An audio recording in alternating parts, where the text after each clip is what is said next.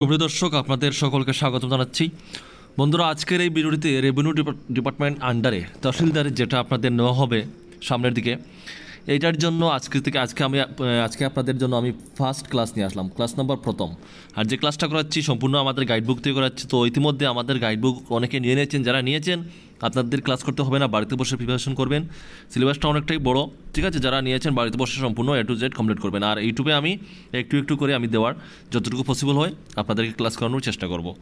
তবে সিলেবাসটা অনেকটাই বড়, ইউটিউবে সম্পূর্ণ ক্লাস করিয়ে কভার করা পসিবল না, কারণ অনেকগুলো এক্সামের আমাদেরকে ক্লাস করাতে হয়। তো যারা নিয়েছেন বাড়িতে বসে সুন্দর করে সম্পূর্ণ সিলেবাস কভার করবেন, আপনারা এখান থেকে ভালো মার্ক পাবেন, এটা আমাদের গ্যারান্টি। তো ঠিক আছে, যারা নিতে চান পিডিএফের মাধ্যমে আমরা দিব, হোয়াটসঅ্যাপের মাধ্যমে নিতে হবে, স্ক্রিনে ডিটেলস থাকবে, আমাদের সাথে হোয়াটসঅ্যাপ নাম্বার যোগাযোগ করে আপনারা নিয়ে নিতে পারেন। তো ঠিক আছে বন্ধুরা, আপনাদের সিলেবাসটা আরেকবার বলে দিচ্ছি। ক্লাসটা শুরু করার আগে আপনাদের সিলেবাসে রয়েছে ল্যান্ড মেজারমেন্ট, যেটা TLR থেকে থাকবে আপনাদের 1 থেকে থাকবে 45 মার্কস, ঠিক আছে? তারপরে যেটা রয়েছে আপনাদের আরও রয়েছে, দেখুন, ইংলিশ গ্রামার এবং কম্পোজিশন, অর্থাৎ মাধ্যমিক স্ট্যান্ডার্ড হবে, এটা তো থাকবে 20 মার্কস। তারপরে থাকবে সিম্পল অ্যারিথমেটিক, যেটা মাধ্যমিক স্ট্যান্ডার্ড হবে 10 মার্কস, এটা থাকবে 10 মার্কস, ঠিক আছে? তারপরে থাকবে আপনাদের কারেন্ট অ্যাফেয়ার্সও থাকবে আরও 5 মার্কস, ঠিক আছে? এটা হচ্ছে আপনাদের সিলেবাসটা। তো এই অনুযায়ী আমাদের নোটটা বানানো।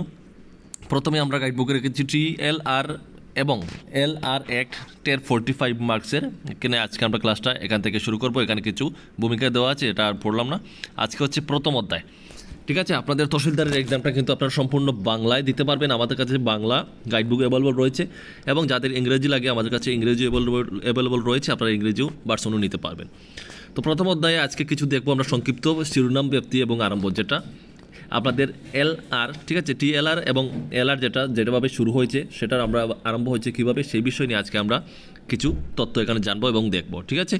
তো প্রথম অধ্যায়ে দেখতে পাচ্ছেন প্রথমে যেটা আমাদের পয়েন্ট রাখা হয়েছে, এখানে পয়েন্টটা হচ্ছে এই আইনটিকে ত্রিপুরা ভূমি রাজস্ব ও ভূমি সংস্কার আইন, অর্থাৎ আমাদের যে TLR, হ্যাঁ, TLR এবং যেটাকে এবং LR, এটা সম্পূর্ণ বাংলা অর্থ হচ্ছে ত্রিপুরা ভূমি রাজস্ব, ঠিক আছে? ত্রিপুরা ভূমি রাজস্ব ও ভূমি সংস্কার আইন, ঠিক আছে? এটা হচ্ছে ভূমি সংস্কার আইন। তো এই আইনের উপরে তোমাদেরকে 45 মার্কস কিন্তু প্রশ্ন আসবে তোমাদের পরীক্ষাতে, বুঝাতে পারলাম? আচ্ছা, তো এটার প্রথম লাইনটি দেখুন, এই আইনটিকে ত্রিপুরা ভূমি রাজস্ব ও ভূমি সংস্কার আইন বলা হয়। 1960 বলা যেতে পারে, ঠিক আছে? এই আইনটিকে ত্রিপুরা যে একটা, হ্যাঁ, TLR এবং LR, এই একটাকে ত্রিপুরা ভূমি রাজস্ব ও ভূমি সংস্কার আইন 1960ও বলা যেতে পারে, ঠিক আছে?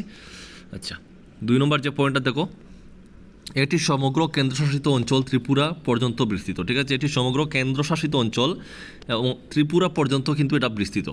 3 নম্বর পয়েন্ট হচ্ছে, দেখুন, প্রশাসক যে তারিখে সরকারি গেজেটে প্রজ্ঞাপন দ্বারা নিয়োগ করতে পারেন, সেই তারিখে এটি কার্যকর হবে এবং বিভিন্ন এলাকায় এবং বিভিন্ন আইনের বিভিন্ন বিধানের জন্য বিভিন্ন তারিখ নির্ধারণ করা যেতে পারে। তো এগুলো প্রতিটা টপিক আমাদেরকে জানা থাকতে হবে, আমাদের জানতে হবে, ঠিক আছে? তো আমাদের এই গাইডবুকটা হচ্ছে 859 পেজ, অনেকটা বড় পেজ, ঠিক আছে? বুঝতেই পারছেন ইউটিউবে এটা দেওয়া পসিবল না। তো অবশ্যই আপনাদেরকে নিয়ে বাড়িতে বসে পড়লে আপনাদের কিন্তু, যেহেতু এটা অনেক কম্পিটিশন হবে, এটা মাথায় রাখবেন। আর এই 45 মার্কস কিন্তু আপনাদের এই চাকরি পাওয়ার উপর নির্ভর করে। তো সংজ্ঞা নম্বর দ্বিতীয় দেখুন, 2 নম্বর সংজ্ঞা, যেটা এই আইনে যদি না প্রেক্ষাপট অন্যতায় প্রয়োজন হয়। দেখুন, এখানে অপশন কোতে রেখেছি কি আমরা, প্রশাসক মানে ত্রিপুরার কেন্দ্রশাসিত অঞ্চলের প্রশাসক, ঠিক আছে? এগুলো বুঝতে হবে, এইগুলো থেকেই তোমাদেরকে প্রশ্ন করা হবে। 2 নম্বর পয়েন্ট হচ্ছে কৃষি, এর মধ্যে রয়েছে উদ্যান পালন, বার্ষিক বা পর্যায়ক্রমিক ফসল বা বাগানের পণ্য উৎপাদন, দুগ্ধ খামার, হাঁসি মুরগির খামার, স্টক প্রজনন, চারণ এবং মৎস্য চাষ।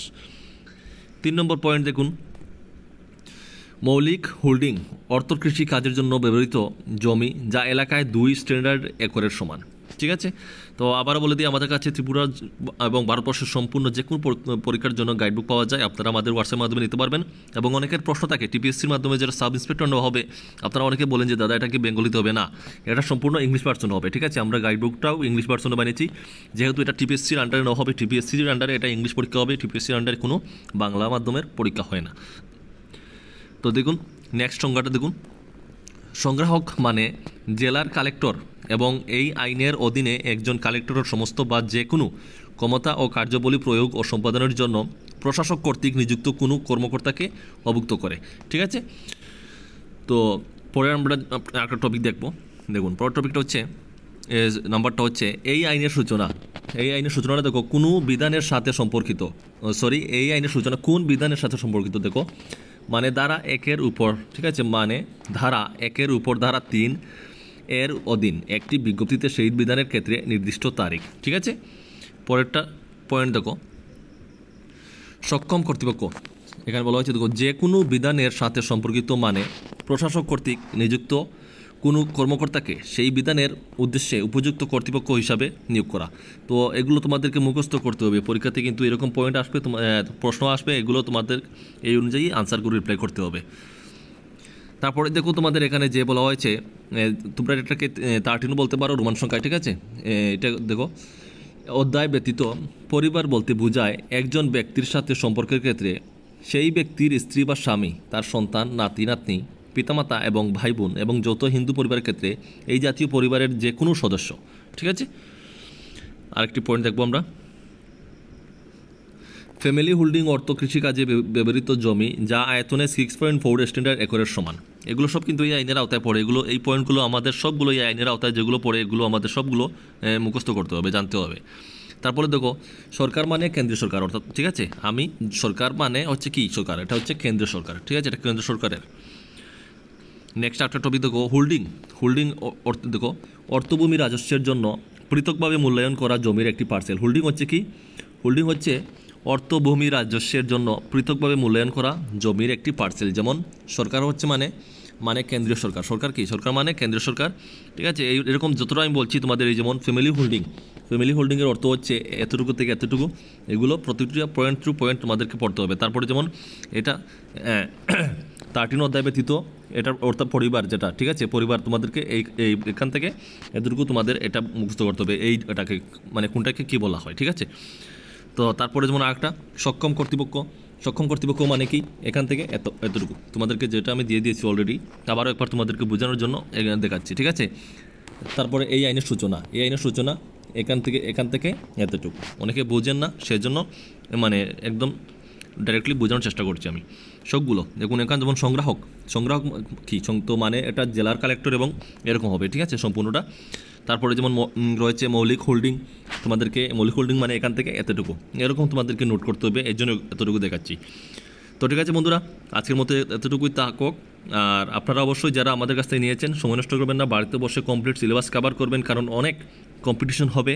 আর আমাদের গাইডবুকটা অনেকটা বড় রয়েছে, 859টি পেজ রয়েছে, সম্পূর্ণ আপনাদেরকে পড়তে হবে। অবশ্যই এখান থেকে আপনারা অনেক ভালো মার্ক পাবেন, এটা আপনাদেরকে আমরা কথা দিলাম। নিতে চাইলে আবার বলছি, স্ক্রিনে হোয়াটসঅ্যাপ নম্বর রয়েছে, যোগাযোগ করে আজই নিয়ে নেবেন, নিয়ে প্রিপারেশন করবেন। আর এটা অ্যাপ্লিকেশন খুবই তাড়াতাড়ি অ্যাপ্লিকেশনটা শুরু হবে, আপনাদেরকে আমরা জানাবো। আমাদের চ্যানেলে নতুন হলে অবশ্যই সাবস্ক্রাইব করে পাশে থাকবেন, এরকম নিত্য প্রতিদিন ক্লাস এবং সবার আগে আপডেট পাওয়ার জন্য।